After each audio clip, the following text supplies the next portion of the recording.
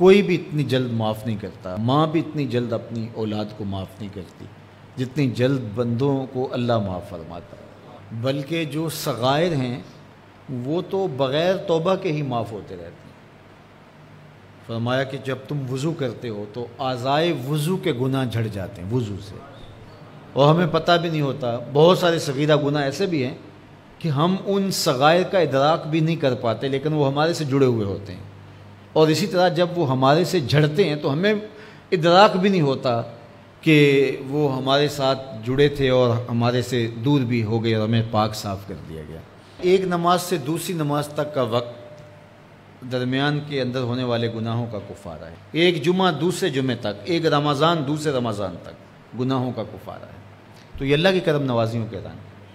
بلکہ فرمایا ہم نے تم کو جو بڑے گناہوں سے منع کر رکھا ہے، اگر تم ان گناہوں سے اپنے آپ کو بچا لو تو ہم اس کے صلے کے اندر تمہارے چھوٹے گناہ ویسے ہی معاف کر دیں۔ ایک تو ہے کہ تم وضو کرو گے تو جھڑیں گے، ایک تو یہ ہے کہ تم کچھ اعمال کرو گے تو اس کی برکت سے یہ گناہ ساتھ جھڑ جائیں گے، لیکن اگر تم بڑے گناہوں سے بچتے رہو گے تو ہم تمہاری اس بات کا اعزاز تمہیں دیتے ہوئے کہ تمہیں اللہ کے حکم کا پاس ہے اور تم بڑے گناہوں سے بچ رہے ہو، اور جو چھوٹے گناہ تم سے سرزد ہو گئے ہم اس بڑے گناہ سے بچنے کی وجہ سے وہ ویسے ہی تمہارے سے ہٹا دیں گے، تمہیں صاف کر دیں گے اس کے ساتھ۔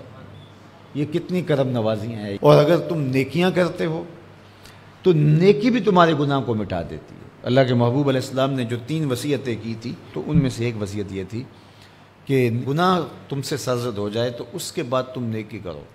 کیوں؟ تم ہوہا، جو نیکی ہے وہ گناہ کو مٹا ڈالے گی۔ یہ کیسا اس کا الوہی انتظام ہے کہ ہمارے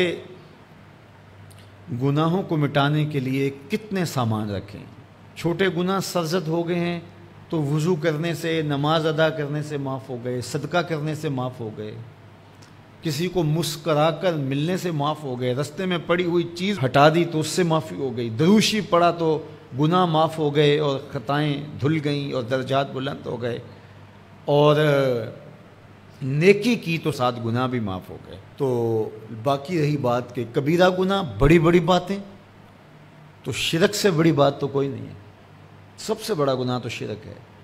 لیکن اگر بندہ توبہ کر لیتا ہے تو اللہ شرک کو بھی معاف کر دیتا ہے۔ ایمان شرک سے برات کا اظہار ہے تو شرک بھی معاف ہو گیا، ورنہ شرک معاف نہیں ہے، اور باقی کبائر بھی توبہ سے، رجوع اللہ سے معاف ہو جاتے ہیں۔ یہ کتنی اس کی کرم نوازیوں کے رنگ ہیں کہ اس کے حضور جب آپ آ جائیں اور اپنی معذرت پیش کر دیں تو وہ بندے کو شرمندہ نہیں کرتا کہ تم نے یہ کیا۔ جب بندہ کوئی جرم کر بیٹھتا ہے، کسی سے زیادتی کر بیٹھتا ہے اور حقیقی زیادتی ہوتی ہے، تو پھر اس کے پاس جاتے ہوئے ڈرتا ہے کہ اس کا رد عمل کیا ہوگا۔ میں نے یہ زیادتی کی، واقعتاً زیادتی کی، اب اس کا سامنا کرتے ہوئے ڈرتا ہے کہ جب میں جاؤں گا معاف کرے گا نہیں کرے گا، دونوں امکان ہوتے ہیں۔